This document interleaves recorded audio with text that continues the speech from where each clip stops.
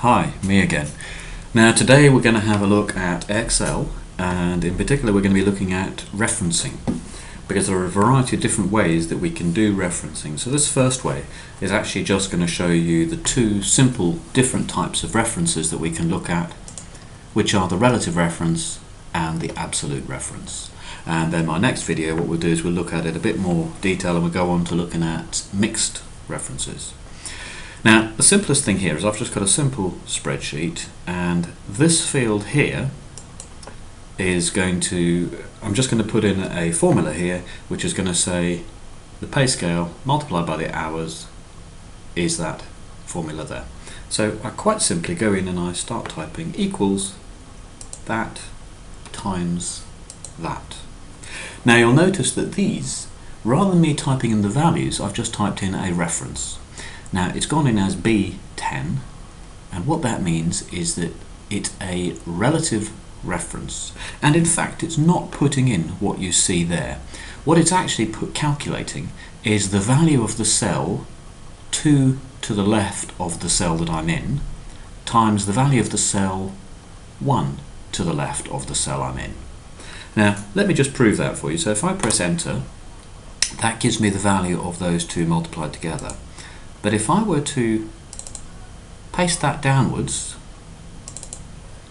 what you'll see here is when I double click on that one, I get the value of the cell 2 to the left times the value of the cell 1 to the left. And in this one down here, the value of the cell 2 to the left times the value of the cell 1 to the left. So that's exactly what I want. However, when I actually go on to work out something like the tax, I'm going to say the value of that cell there times the value of that cell there. And to start with, I'll just do it exactly the same. So equals the value of that cell there times the value of that cell there. And that's worked out fine, because 25%, 1/4 of that is actually 112.50. However, when I paste it down, it doesn't work. And you'll see why when I actually interrogate this function, because what it's doing is it's using relative references. In other words, relative references, by the way, are the default. So it's saying the cell 1 to the left times the cell 1, 2 to the left and 1, 2, 3, 4, 5 up, because that's the relative reference of the second cell. And as you can see, it's taken a cell with nothing in it. It worked perfectly well there, but it doesn't work there, and it doesn't work there, because this cell here is moving down. So what I actually need to do is, when I go here into C5, I need to say it is actually cell C5, and that is locked.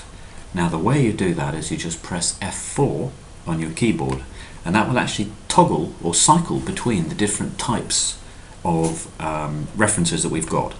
Now the two main ones that we use, as I said earlier, are relative and absolute. You'll notice how this has now got the $ before the C and the $ before the 5, and that means that the column is locked as absolute and the row is also locked as absolute.